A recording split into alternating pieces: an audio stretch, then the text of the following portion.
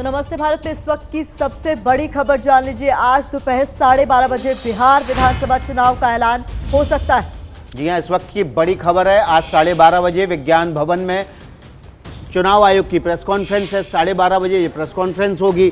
इसमें बिहार चुनाव की तारीखों का ऐलान होगा। साथ ही साथ मध्य प्रदेश में 27 विधानसभा सीटों की उपचुनाव का भी ऐलान होगा। तो इस वक्त की बड़ी खबर यही है कि बिहार चुनाव की तारीखों का ऐलान आज हो सकता है, क्योंकि दोपहर 12:30 बजे चुनाव आयोग की बेहद अहम प्रेस कॉन्फ्रेंस है और आज ये ऐलान हो जाएगा कि वो तमाम कौन से प्रोटोकॉल्स होंगे जिसका पालन करते हुए बिहार में चुनाव करवाए जाएंगे। हमारे साथ हमारे राजनीतिक संपादक पंकज झा सीधे दरभंगा से जुड़ गए। पंकज, दोपहर में 12:30 बजे विज्ञान भवन में बिहार चुनाव की तारीखों का ऐलान हो जाएगा।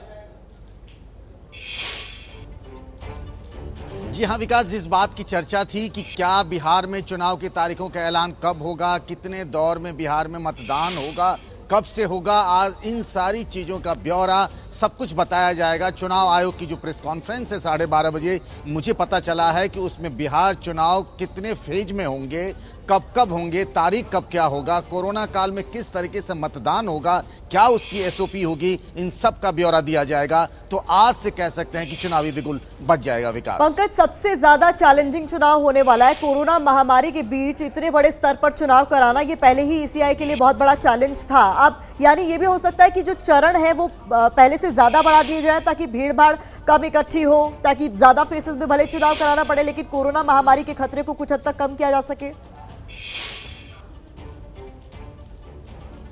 प्रतिमा, देखिए सबसे पहली बात तो चुनाव आयोग ने सभी राजनीतिक दलों से बातचीत की है। यहाँ पर बिहार में जो मुख्य चुनाव अधिकारी हैं उन्होंने सभी जगहों पर जाकर के दौरा किया है और जो एसओपी पहले से एक फिक्स कर ली गई है कि कैसे कैसे मतदान होगा, वहाँ पर क्या क्या सुविधाएं होंगी, उन सबको तय कर लिया गया। पिछली बार 9 सितंबर को चुनाव की तारीखों का ऐलान हुआ था और वहाँ बिहार में जो चुनाव हुए थे, 5 चरणों में चुनाव हुए थे, हो सकता है कि इस बार उससे कम में ही सामाजिक दूरी का ख्याल रखते हुए शायद बूथों की संख्या बढ़ा करके चुनाव करा लिए जाए, ऐसी बातें सुनने में मिल रही है।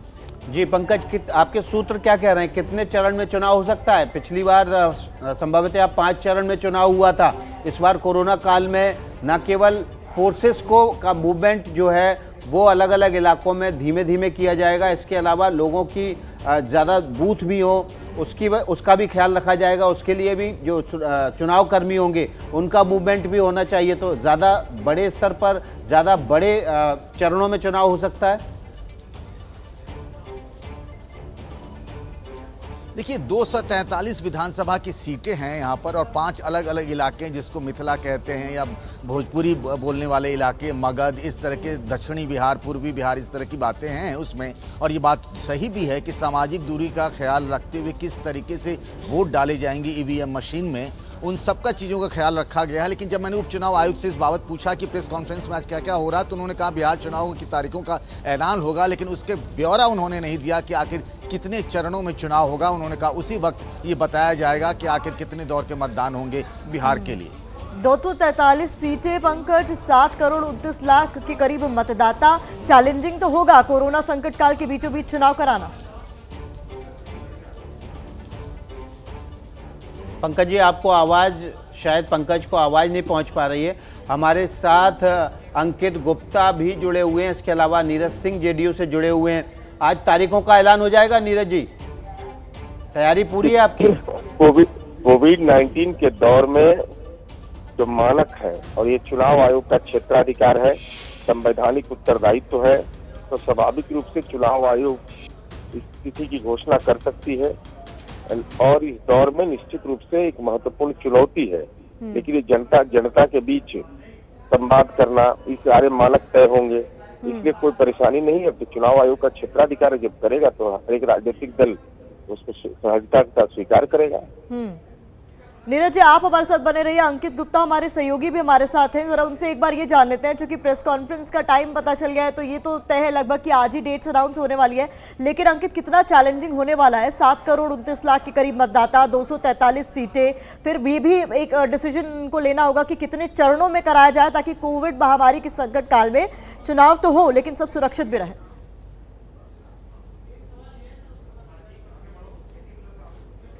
बड़ी चुनौती है। इसी वजह से जैसी जानकारी, शुरुआती जानकारी है कि 3 से 4 चरणों तक ये चुनाव हो सकता है। क्यों, उसकी वजह क्या है? पिछले चुनावों में 72,000 पोलिंग स्टेशन थे, लेकिन इस बार जो चुनाव आयोग की तैयारी है करीबन 1,06,000 पोलिंग स्टेशन बनाने की है। क्यों? क्योंकि कोरोना काल है, लिहाजा सोशल डिस्टेंसिंग का पालन करना है, यह सुनिश्चित करना है कि वहां पर जो भी लोग पहुंचे वो किसी तरीके से संक्रमण का जो शिकार ना बने। इस वजह से चुनाव आयोग के ध्यान में भी वो जरूर है। इतना ही नहीं, 1,80,000 से ज्यादा लोगों की तैनाती की जाएगी, जो पिछली बार जो है इससे कहीं ज्यादा कम थी। यानी पिछली बार की तुलना में 45% पोलिंग बूथ ज्यादा होंगे। वहीं जो लोगों की तैनाती, जिनका जो ऊपर जिम्मेदारी होती है चुनाव को संपन्न करवाने की, वो जो है उन लोगों की तैनाती भी पिछले चुनावों की तुलना में कहीं ज्यादा होगी। इसके साथ ही दूसरी महत्वपूर्ण चीज ये भी है कि जो एक पोलिंग स्टेशन पर जो अमूमन लोग पहुंचते थे, अब उनकी संख्या भी सीमित की जाएगी और इसी वजह से पोलिंग स्टेशन बढ़ाए जाएंगे। कितने बूथ बढ़ाए जाएंगे? हमने सुना तकरीबन दुगने बूथ कर दिए जाएंगे और सुरक्षा कर्मियों की तादाद भी बढ़ाई जाएगी। विकास, जो चुनाव आयोग से आधिकारिक तौर पर जो हमारे पास में जानकारी आई थी अब से कुछ वक्त पहले, मैं उसके हवाले से बता रहा हूं कि पिछले चुनावों के दौरान करीबन 72,000 बूथ थे, लेकिन इस पोलिंग स्टेशन थे, इस बार 34,000 और बढ़ाए जाएंगे, यानी कि 45% ज्यादा होंगे। उस हिसाब से 1,06,000 पोलिंग स्टेशन हो सकते हैं। ये चुनाव आयोग ने जो कुछ वक्त पहले अपनी मीटिंग में जो तैयारी की थी उसके आंकड़े हैं। उसके अलावा 1,80,000 से ज्यादा लोगों की जरूरत पड़ेगी इन चुनावों को संपन्न करवाने के लिए। पिछली बार इतने जो ज्यादा संख्या में लोगों की जरूरत नहीं पड़ी थी। 1,80,000 चुनाव कर्मी हैं या इसमें सुरक्षा कर्मी भी शामिल हैं?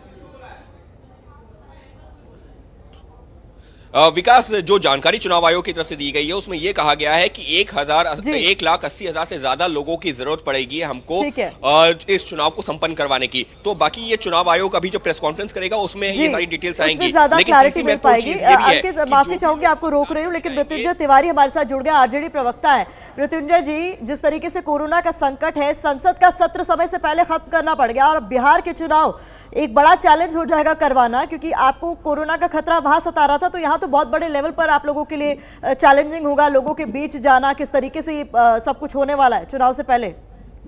देखिए, निश्चित रूप से चुनाव आयोग के सामने बहुत बड़ी चुनौती है, क्योंकि कोरोना काल में इस तरह का संक्रमण से भी लोगों को बचाना है, ये भी जिम्मेवारी है। इसी बात की चिंता हमारी पार्टी को, हमारे नेता को था और हम लोगों ने लिखित रूप से सभी बातों से अवगत चुनाव आयोग को करा दिया था हमारी पार्टी ने।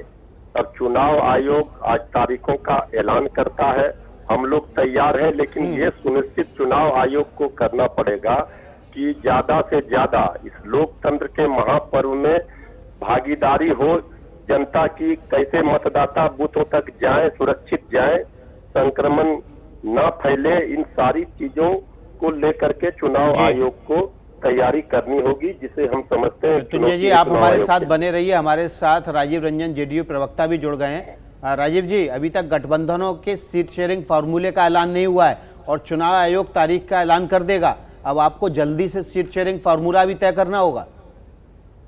देखिए, जब नेताओं की है कि हम मिलकर लड़ेंगे और बिहार में एनडीए की सरकार नीतीश कुमार जी के नेतृत्व में जनता के आशीर्वाद से बनाएंगे, तो निसंदेह बाकी चीजें बहुत आसान हो जाती है। लगातार संवाद जारी है और हर पार्टी अपना होमवर्क कर चुकी है, तो इसलिए जैसे ही ऐलान होगा आधिकारिक तौर पर पार्टियों के तालमेल की जो जानकारी है वो आपको साझा समय आते के साथ कर दी जाएगी। जी राजीव जी, एलजेपी आपके गठबंधन का हिस्सा होगी या नहीं होगी? देखिए, हर गठबंधन में चुनाव के समय सीटों को लेकर अपेक्षाएं ज्यादा होती है और ये भी तय है कि 2019 को ऐसा ही परिस्थिति था। घटक दलों के अंदर कई सीटों को लेकर के बातें चल रही थी, लेकिन अंततः जब साझा ऐलान हुआ तो सब मिलकर लड़े और 40 सीटें हम लोग जीते। तो इसीलिए अभी भी हम आश्वस्त हैं, गठबंधन का स्वरूप जो वर्तमान में है वो बना रहेगा और 2010 से 2010 वर्तमान स्वरूप में तो एलजेपी हिस्सा है नहीं। नहीं, वर्तमान स्वरूप तो अभी जो 2019 के लोकसभा चुनाव में हम साथ ही लड़े हैं।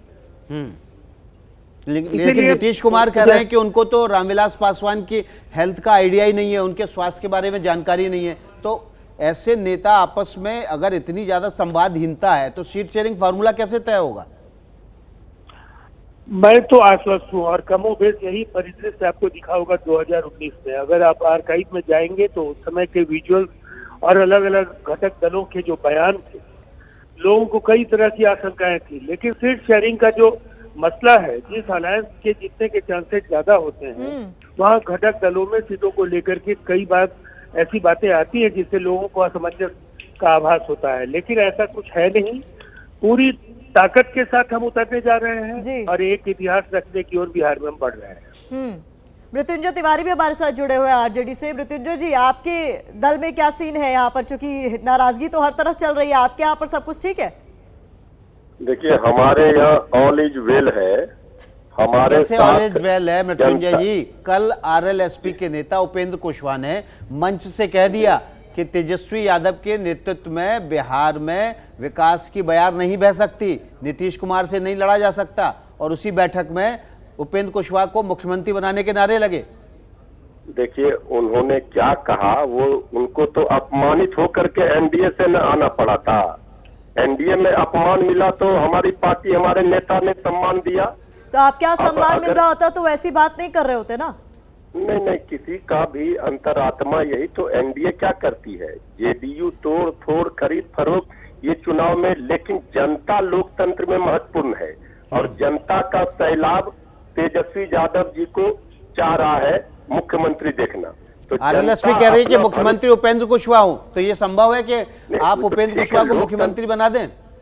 नहीं, लोकतंत्र उपेंद्र कुशवाहा जी जहाँ जा रहे हैं वहाँ उनको मुख्यमंत्री बना देगा।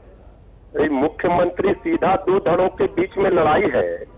एक का नेतृत्व कर रहे हैं श्री तेजस्वी यादव जी, दूसरी ओर है आदरणीय श्री नीतीश कुमार जी।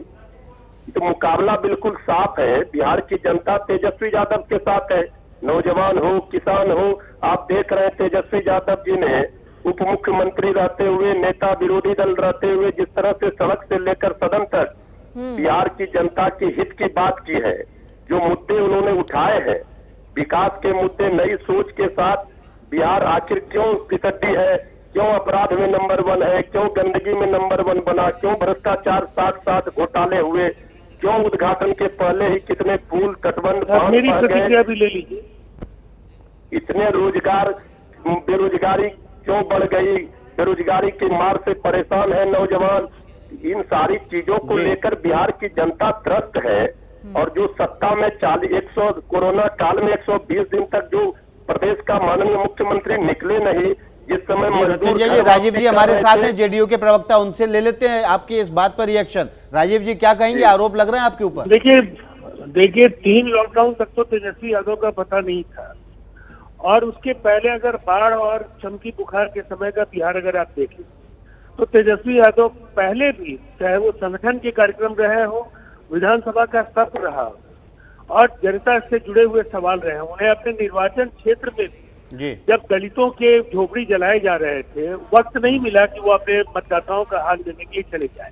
कोविड के संक्रमण के मामले उनके विधानसभा क्षेत्र राजीव में जी, एक छोटा सा काफी सवाल। बड़ी संख्या में- आरएलएसपी कह रही है यूपीए में उसको जगह नहीं मिल रही, तेजस्वी नीतीश कुमार से नहीं लड़ सकते। क्या आरएलएसपी की वापसी दिखती है आपको जेडीयू में फिर से?